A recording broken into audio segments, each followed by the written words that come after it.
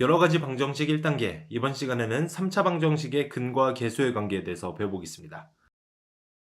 자, 이렇게 2차 방정식이 주어졌을 때, 그러니까 최고차항 계수가 1인 2차 방정식에서 만약 두 근이 알파랑 베타라고 주어진다면 우리는 어떤 조건을 추가로 얻어낼 수 있었습니까? 바로 근과 계수의 관계를 이용해서 저기 1창의 계수랑 상수항을 얻어낼 수 있었죠. 1창의 계수 A는 두 근의 합에다가 마이너스를 붙인 값이 됐었고, 그리고 상수항 B는 어떻게 됐습니까? 두 근의 곱이 됐었잖아요.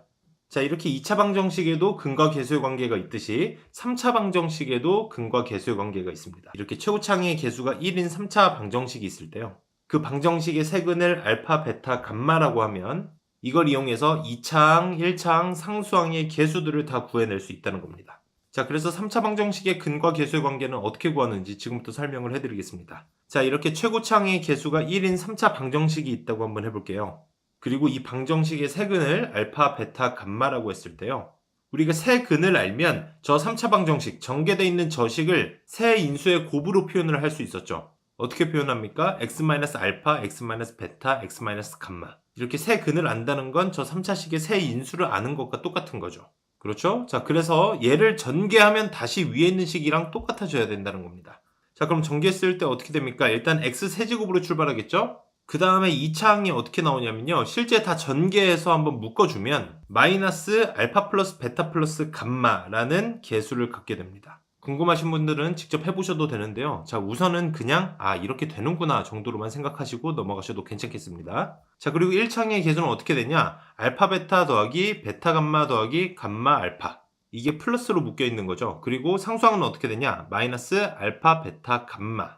이렇게 세 근의 곱에다가 앞에 마이너스를 붙였습니다. 자, 그래서 이렇게 전개한 식이 저기 맨 위에 있는 식이랑 똑같아야 되니까 각각의 계수가 이렇게 매치가 되면 되겠죠. 자, 그래서 얘네들의 특징을 2창의 계수부터 살펴보면요. 알파 플러스 베타 플러스 감마. 자, 얘는 어떤 의미를 갖고 있습니까? 알파, 베타, 감마를 각각 한 개씩 뽑을 수 있는 경우의 수. 그렇죠? 한 개씩 뽑으면 알파 아니면 베타 아니면 감마잖아요. 그 경우들을 다 더해줬다라고 생각하시면 됩니다. 자, 그리고 1창 계수는 뭐예요? 두 개씩 뽑을 수 있는 모든 경우의 수. 알파랑 베타, 베타랑 감마, 그리고 감마랑 알파. 이 경우 말고는 없겠죠. 그래서 그렇게 뽑을 수 있는 경우들을 다 더해줬다. 그리고 상수항은 어떻게 됩니까? 3개씩이 되겠죠. 알파, 베타, 감마를 3개씩 뽑을 수 있는 경우는 한 가지밖에 없습니다. 알파, 베타, 감마를 전부 다 곱하는 거.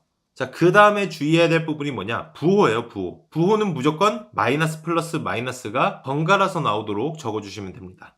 이해되셨죠? 자, 그럼 이 식을 다시 한번 적어보도록 하겠습니다. 자, 우선 x세제곱, x제곱, x 이렇게 다 미리 적어두고요. 1창의 개수는 1로 맞춰놨기 때문에 2창 개수부터 우리가 살펴보면 되는데요. 세근이 알파, 베타, 감마라고 했을 때 2창 개수는 어떻게 된다고 했습니까? 저 세근을 한 개씩 뽑아서 더해준다 라고 생각하면 된다고 했었죠. 그리고 1창 개수는 2개씩 알파, 베타, 베타, 감마, 감마, 알파 이렇게 2개씩 뽑을 수 있는 모든 경우들을 다 더해준다. 그리고 상수항은 3개씩 뽑을 수 있는 거 한 가지밖에 없죠. 알파, 베타, 감마. 그 다음에 마지막으로 마이너스 플러스 마이너스 순서대로 적어주시면 됩니다. 자, 여기까지 다 필기해 주시고요. 암기도 꼭 맞추셔야 됩니다.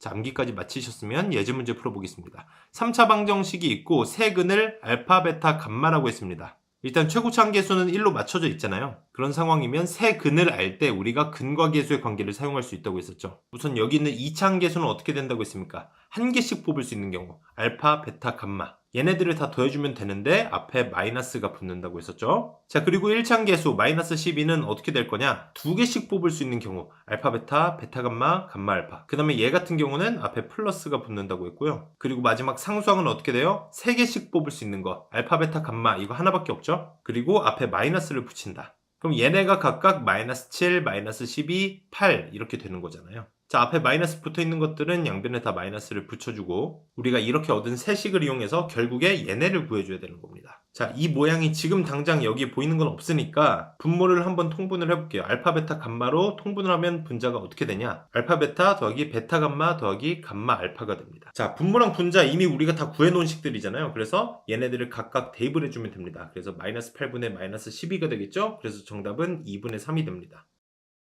다음 문제 보겠습니다. 이번에도 3차 방정식이 주어져 있고 세근을 알파, 베타, 감마라고 한다. 자, 이렇게 최고차항 계수가 이미 1이에요. 그리고 세 근이 주어지면 우리는 3차 방정식의 근과 계수의 관계를 이용해서 식을 3개를 얻어낼 수 있다. 자, 우선 2차항 계수 어떻게 된다고 했습니까? 한 개씩 더한다. 그리고 앞에 마이너스를 붙인다. 그랬을 때 마이너스 3이 되면 된다는 거죠. 그리고 1창 계수 2개씩 뽑아서 더해주면 되겠죠. 알파 베타, 베타 감마, 감마 알파. 그리고 얘네는 플러스로 묶인다고 했습니다. 그게 결국 저 위에 있는 식의 1창의 계수인 1과 같다라고 식을 적어주시면 됩니다.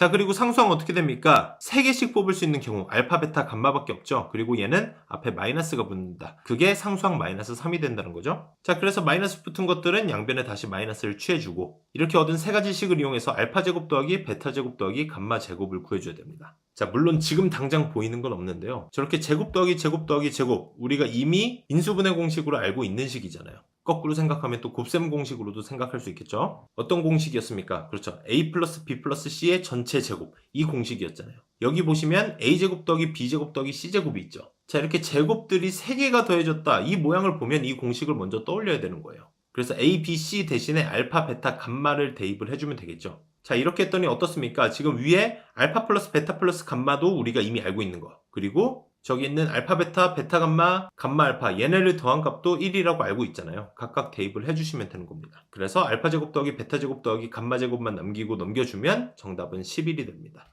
이해되셨죠? 연습 문제 충분히 풀어보세요. 감사합니다.